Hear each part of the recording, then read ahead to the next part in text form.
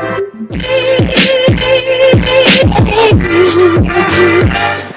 Culture Club, and we are back. It's your girl, Carmen Kush. I am also Mimi Moshiki. And we are here with our very first guest of the night. We are here with Marvish Dutch. How you ladies doing? Well, how are you? Pretty good. Are you from here? Yeah, I'm from here. That's where you get the southern drawl I've from. been a lot of places. I was in college. Oh, he educated. I ain't graduated. No, we have to call that education. Got enough. That's But yeah, I went in. I was in Charlotte. okay, I was in Greensboro. I was at A&T. I couldn't make that. It could be. What you mean? I was like, I know you were, but I just had to ask stuff. Like when I was researching, I was like, I don't hear it though. You know, like a little Jay Prince. Like thank you, sir. Thank you. Yes, your voice, and your energy, like your tone and everything, like it gives me Jay Prince. You never heard that? I never heard it. That's crazy. It's a first for everything, because I promise you, she hit that one the nose. You definitely did. Which isn't a bad thing. I gotta go back and listen to him now. I mean, he just come out, you know what I'm saying? He peaceful, but he come out with respect, you know what I'm saying? So it's just like, you know you hit. I do get that. Yeah, you know what I'm saying? So no, it's all over everything. Please go check out his interview on Breakfast Club. And you sound just like him. That's great. Like, hold on, say slaughtered. Slaughtered. You so damn stupid. So Dutch TV. Yeah, man. Dutch Talk TV. That's almost 6 years in the making. 6 years. And it stems from Mom's Records LLC, which I'm CEO of. Basically, how I conceived it was we had two artists, and these artists wasn't doing their thing. They get 500 views, they think they're doing. Okay. And I mean, so you don't need them, obviously. Right. But we had to get rid of them. We gave them back their contracts, and he wasn't out of prison yet. So he was like, "Man, you gotta do something." Like I wasn't supposed to be in front of this thing, and it's funny that y'all say my voice is like, I wasn't supposed to be, but maybe I'm supposed to. Yeah, I think you got a good voice. You do. Like, call us up, let us know what you got about his voice. So he just said, "Man, look, you gotta keep that Marvish name out there before I get out," which we didn't know when he was getting out. And he said, "You can talk, just talk." So. My first year was crazy. It was all over the place. I got to get those videos down. Oh my God! Wow. Because I never been in front of the camera. I never talked. I mean, I talk, but in private. Right. It's a difference when you. Yeah. And it was just horrible for the first 20, 30 videos. And then, once you keep doing it. Like right now, I'm a beast. Yes. And I just got into the YouTube live stream. Okay. So I'm just starting to get live. And I didn't want to go live because you can't take that something that someone just said. They can't unsee that shit.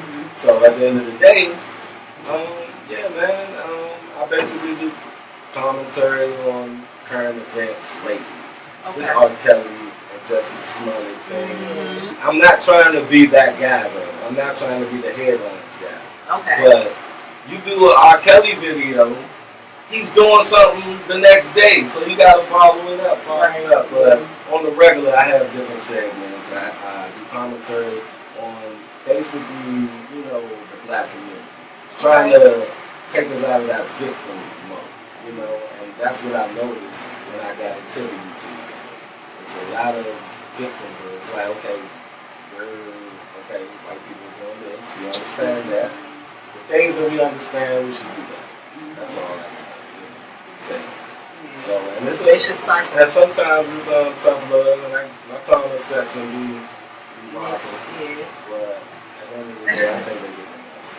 But that's good. At least you being true to yourself. You got to. And trying to uplift the community instead of perpetuating the behavior, because a lot of times we say behind closed doors what we need to do better and what other people should be doing, but we won't vocalize that in the public and really hold people to that standard, call them out, like really check them. And hold ourselves, and hold ourselves. But I'm saying, even if you might not tell the next person that you see doing something that they shouldn't be, that you feel is a detriment to not only themselves but the community. You don't say anything, but you behind closed doors you're saying it doesn't do any good. We all know what needs to be done, but if they don't know, no one's starting to really make them be accountable for that. Really hold them to those standards that we want to hold ourselves to, or just the community itself. So I appreciate and applaud that. You know what I noticed though, about myself, like when you go in these videos, you start to notice things about yourself that you're going wrong. And my first 2 years, I was talking at the people, and I was like really going hard at them. So when I moved, from the hood to the suburbs, I live in Anne Arundel County now. And the thing about it is, when I moved out there, it was a lot of stuff, which I did a video called The Black Matrix. You can go on Desktop TV and do that. And I got a lot of views on that because I broke it down. It's like being in a matrix in the hood when you just don't know. When you just don't know the other side of something. So before you move there, or before you're scared of it. You're going to talk shit about it. So it's like, once I moved out there and realized what it is, it's like I know better now. You know what I mean? So I do better. So now I talk to people more on we, us. And I'm a supervisor at work as well, so it's like I understand the we, us. You never should do the you. So that's how I talk now. And you see the change. The transition. You go back to them old videos. Why do you want to take them now? Is it that because of the mistake? I mean, I feel like those type of things show your growth. It shows where you came from and gives a person an opportunity to see the rawness that it used to be and where they do, but it's more branding. Okay, understood. Because when people see you, if I'm interviewing, politicians or whatever, like I'm trying to interview everybody. So I don't want that particular side seen on purpose. And own it. Just get it out of the way. That's what I was going to ask about that too, as far as branding, and you have a range of your topics, like you say, you do have to talk about the headline issues, but because it's relevant, everything is related, and then you do talk about, like you said, the Black Matrix. You know what I'm saying? So like that's a whole nother concept. So when you talk about these things, how do you balance the being able to translate what you're okay, I don't know what your imagination of, but you have to translate the jargon. You were once, I'll say in my experience, you were once a technician, and then you moved into project management, let's say. Right. So in that regard, then you have the ability to describe what you do from the bottom to work your way up. So you know how to translate that jargon. So how do you? I don't want to say I don't want to say recruit or persuade, but how do you get people to open up their mind to understand even what you're speaking on? You personalize it. You tell your experiences. And that's basically the core of my channel. Everything I'm talking about it from a personal experience or if I witnessed it. Like I can have a segment, 48 Laws of Power. I'm a real advocate for 48 Laws of Power. Not to do the laws on people, but more to recognize when it's being done on me. Right. And each law, I think I'm up to like 13, but each law, I don't talk about what Robert Greene says or the story. I give a personal experience for how. Oh, I gotta check this out. I love 48 Laws. That's why, not to interrupt, but it's why that you said that you're on number 13 because today is the 13th. I didn't even get into the numerology or anything. 48 Laws of Power. Today is a 4-day overall, but with the energy or whatever. But it's just really wild how we look those 48 Laws of Power and other things that we do have to help us to internalize how the universe works as well, because we got to work along with the energies. And if these are how the people that are on the planet are working, you know what I'm saying, then we got to know what we're working against in a sense. It's not that we trying to overpower anybody, but people do take the knowledge and try to do that. But it's just a matter of your intent besides you. And that's basically how I manage my channel. I started off with just one show, Let's Really Talk, which that is my live show. And then I have different segments, like just my thoughts. I don't think on it too hard. I'll see R. Kelly got a new sex tape, get on there, give me about 5 minutes. Okay. When I'm just thinking. So that gives me, room to grow within that thought. And then get back to another interview and say, okay, I was wrong about that. And I was just thinking that. Then I got a segment, Life and Times of Dutch. If you watch that segment, it don't got that many views, but I tell some stories about my life. Funny, sad, crazy. We talk about domestic violence on one of those shows. I was in a domestic violence situation with a Jamaican chick. She cut my hand on Christmas Day 2007. And people think that it's just, women. Men on women. You know what I mean? But it actually happens a lot more to men. Because they don't report. They super don't report. They don't report it when they do their I reported mine though. Because that could have been. Like, I seen my tendons in my hand, man. And if you look at that video, I'm going to send y'all the link. I get animated. I mean, I take you through the day of what happened. And it's just a lot of other segments I had, man. My logic sense. I think we as a people need to start thinking logically in certain situations. Now, when it comes to your daughter or your son, you're not going to think logically when it comes to your family members. But I think we need to start just taking a step back, analyzing something, and understanding what's real, what's fake, and what's in between. So that's what I've been doing on that segment. But I have a lot to say. But I'm really trying to get into this interview game. I got a couple down pack. I just interviewed Princess from. I saw the clip. Yeah, man. From VH1's Beauty Bar. And that's coming out on Friday. It was a good conversation. It was a great conversation because she's a beauty technician for celebrities, and I'm a natural hair advocate, and I have done videos. Now you could be an advocate for something or pro something, but not against something else. I'm not against weed. I just want to balance. So the second part, we talk about that. The first part is basically her career, how she got into it, but she's a great sport. Because most girls, black girls, don't want to talk about it. We ain't gonna talk about that. We just like my hair and keep it moving. Right. I feel you. I mean, sometimes it could be different reasons. It'll be personal to them, but yeah, I get what you're saying. Right. Just like her hair. And I respect moving. And she was a good. When y'all see it, y'all know it. Because I asked her some real tough questions. She didn't know what questions I was gonna ask her. So this is like one of your first not first interviews, but first kind of more in depth. I just got studio. It's called Torioni Studio. Shout out to Torioni Studio. Up in Akaki. So she's my third interview there.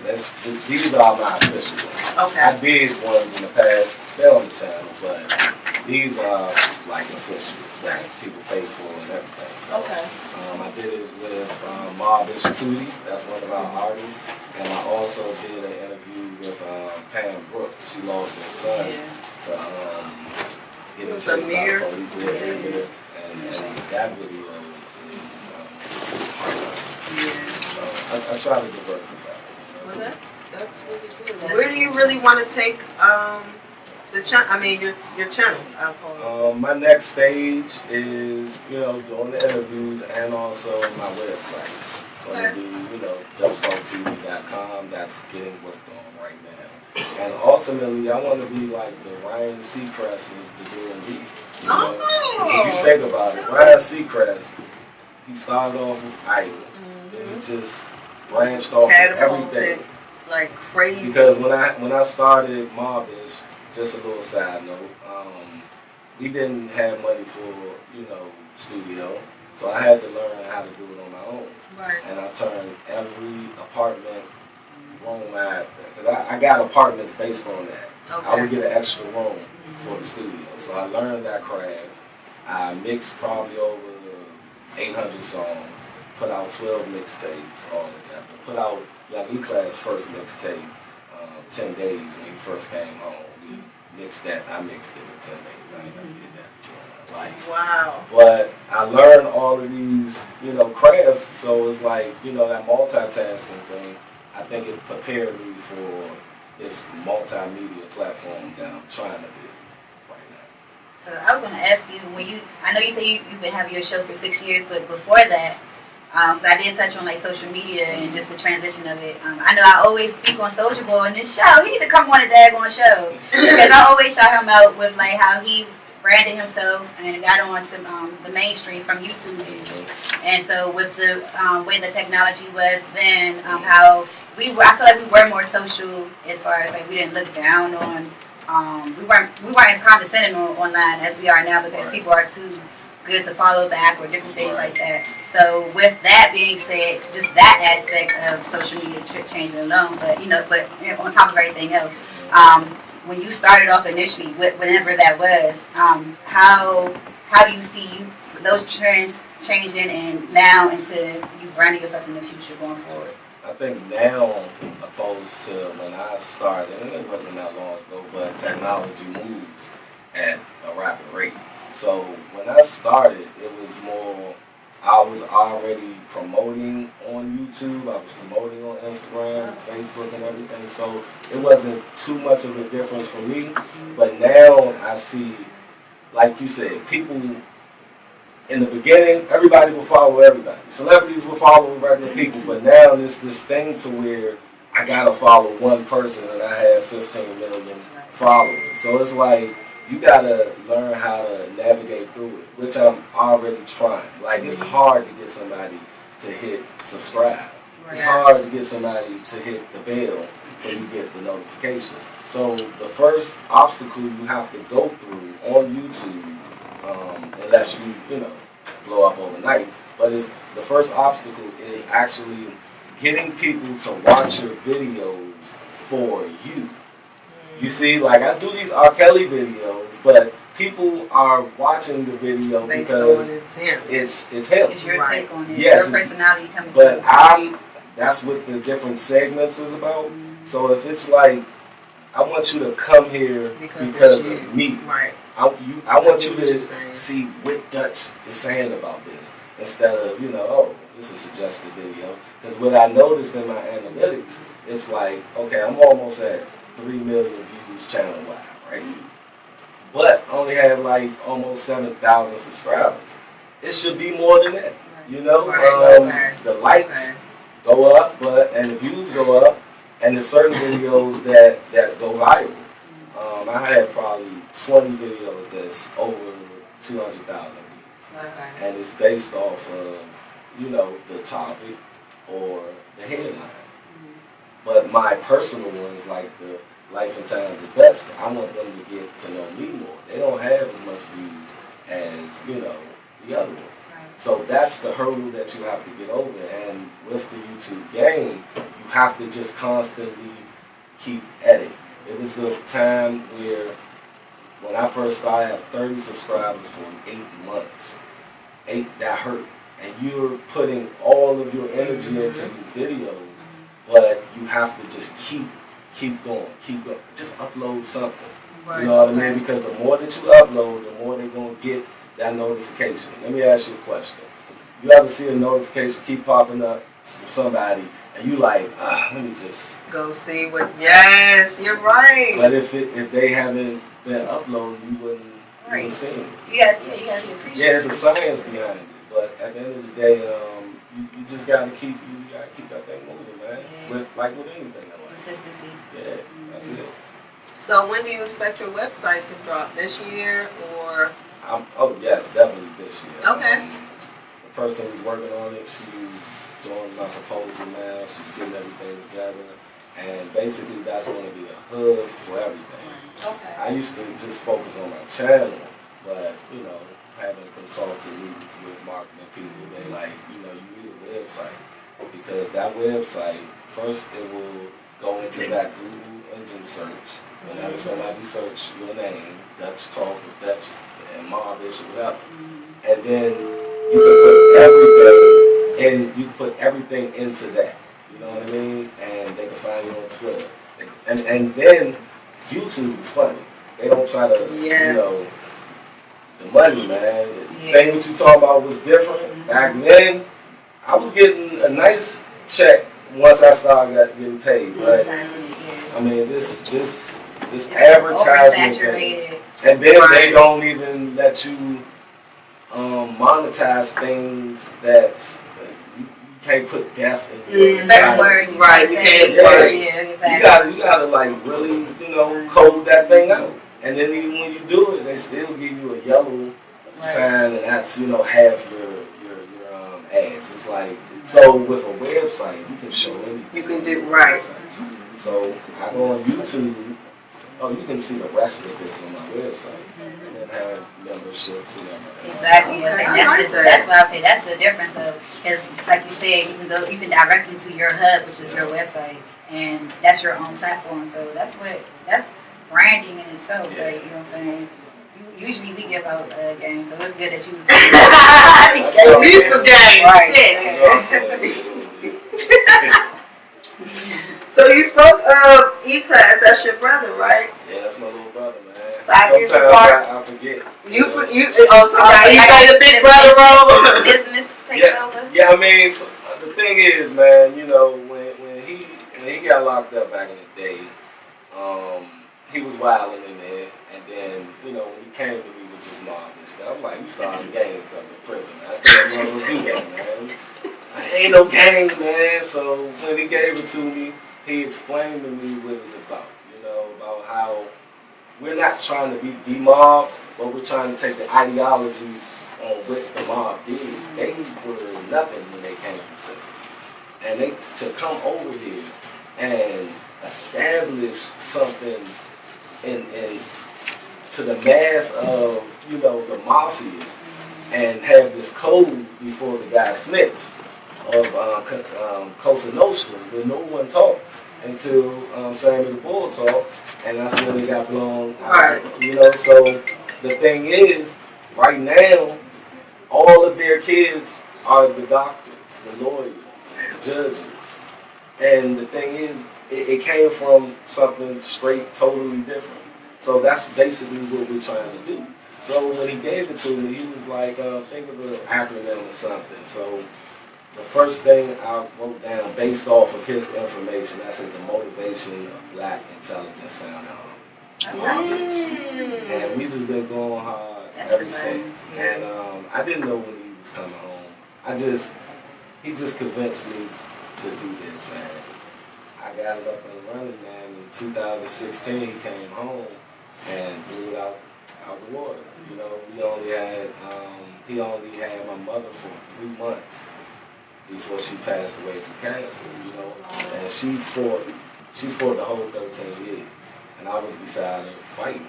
So when he comes home, she did get to see his video, Carnage, go 100,000 views, and she calling everybody. You know what I mean? But that's what she pictured for us. So the thing is, he only had her for 3 months. So I know when he looks at the game, he has the man. You know what I mean? Yeah, I have a family. I have a wife. I have 3 daughters. I have a career. I can say, fuck all this. I'm gonna go do that and just retire at 65 and shit. But he has to do this. So if I'm looking at him and he's like, I have to do it, I have to do it too. Well, we are definitely want to keep this conversation going when we bring him to the mic later for his interview, because we will be talking to young E-Class. He's one of our guests. But tell the people where they can follow you and keep up with your movements, see your interviews, watch your growth. Y'all can go to YouTube. Just search Dutch Talk. As soon as you put Dutch Talk in there, I'm going to pop up. Yes. I used to have my logo there, but it's a picture of me. But it's Dutch Talk TV on YouTube. You can follow me on Instagram. That's mobish_Dutch and at Dutch Talk TV. we'll have that website up and running. I'm on Twitter somewhere. I'm sure it's Dutch Talk TV. Just in case somewhere. In I case have it's to- Twitter. I have again. to get back on Twitter, man. But Facebook, Dutch Talk TV. Everywhere Dutch Talk TV. You Google Dutch Talk TV, you will find one of my videos, I'm sure. And pretty soon we're going to find that website. Yeah. I look forward to that most And definitely. y'all be on the lookout for Princess's interview. Yeah, I'm watching that Friday. Not want to miss this. It's very interesting. I want to see this conversation about this weave and this natural. Yeah. Right, yeah, exactly. It's balanced. It's an island. So that's how you say that. As long as that's good. But it's the DMV Culture Club.